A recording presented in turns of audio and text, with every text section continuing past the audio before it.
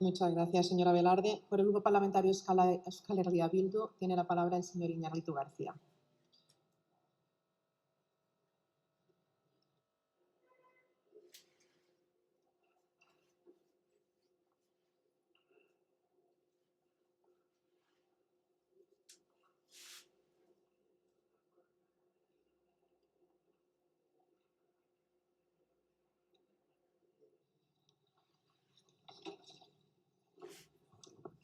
Eskerrik asko, mahaiburu andrea, arratsalde on, jaun Andreok, señorías. Hoy llega de nuevo una iniciativa para desmontar toda la artillería legal que aprobó el Partido Popular de manera unilateral hace ya una década contra Cataluña. Sí, contra Cataluña.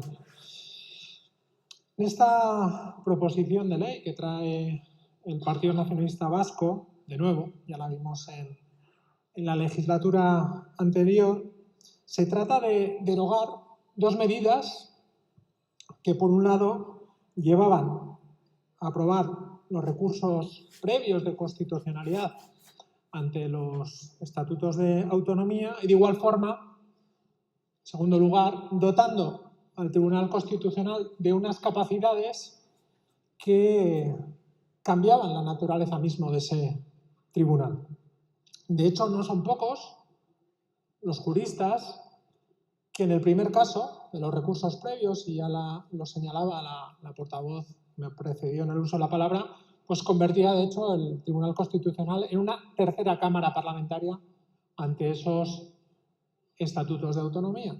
Y en relación a los cambios de dotar de capacidades ejecutivas de las sanciones al Constitucional, pues bueno, veíamos tal cambio que son varios y varias las juristas que señalaban que de hecho era una reforma constitucional por la puerta de atrás, de tapadillo, teniendo en cuenta lo que cambiaba la naturaleza de ese órgano.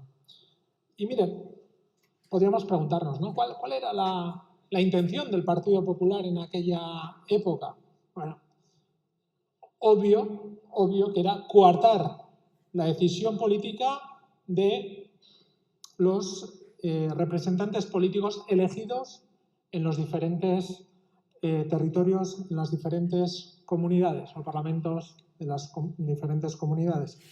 En un momento y en un contexto en el que estaba en auge el procés en Cataluña. Pero miren, a nosotros desde Euskal Herria Bildu no nos preocupa únicamente el recurso previo en el momento que ese tribunal pueda realizar una injerencia sobre una decisión de ese hipotético Parlamento. Es que nos preocupa que lo pueda hacer también después. Nos da igual el momento y, de hecho, creemos que nunca ese tribunal debería poder revertir, impedir, revocar consensos amplios aprobados por los parlamentos. Eso va en contra de la soberanía parlamentaria que exige un respeto y, además, teniendo en cuenta, en el caso de la sociedad vasca, que hablamos de un tribunal que no cuenta con ningún tipo de legitimidad otorgado por la ciudadanía vasca.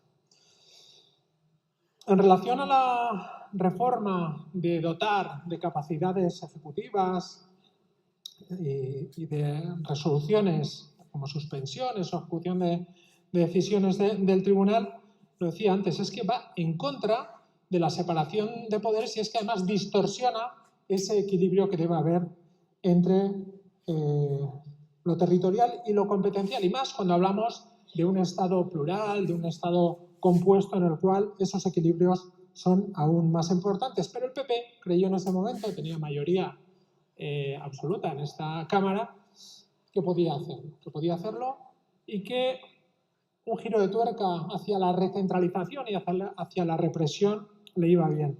No hay más que recordar, y hoy lo revisaba, el discurso del señor Hernando, que no se encuentra en la Cámara en este momento, que en su discurso del 16 de septiembre del 2015 mencionó en más de 20 ocasiones a Cataluña y al president Mas. Esto es, una norma aprobada ad hoc, de manera urgente, en lectura única. Recordemos, 2 semanas antes de las elecciones autonómicas de Cataluña. Esto era un acto electoral más que la aprobación de una norma.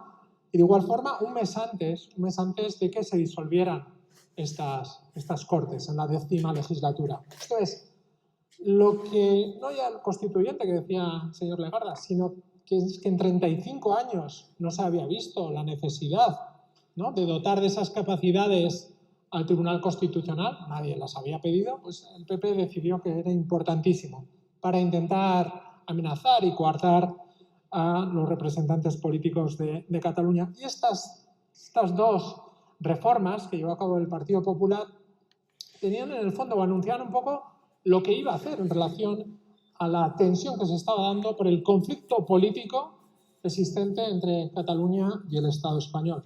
¿Y cuáles fueron esas técnicas que utilizó? Pues bien, pues las conocemos todos y todas, ¿no? La negación, la imposición, la amenaza, la criminalización, la violencia contra votantes el 1 de octubre. Y con esa represión, ¿qué consiguieron? Pues consiguieron que España se convirtiera en la Turquía occidental. Esto es, en numerosos llamamientos, tanto de órganos de Naciones Unidas, del Consejo de Europa, de diferentes países, afeando la posición de España y solicitándoles diálogo y negociación para acabar con lo que es un conflicto político, porque no nos engañemos. Es cierto que la tensión se ha reducido, pero el conflicto político existente tanto entre Cataluña y el Estado español y entre Euskal Herria y el Estado español siguen irresueltos. Hay que buscar vía el debate, la negociación, el diálogo y el acuerdo el encaje o el desencaje de esos territorios que tienen mayorías que exigen ser dueñas de su futuro institucional.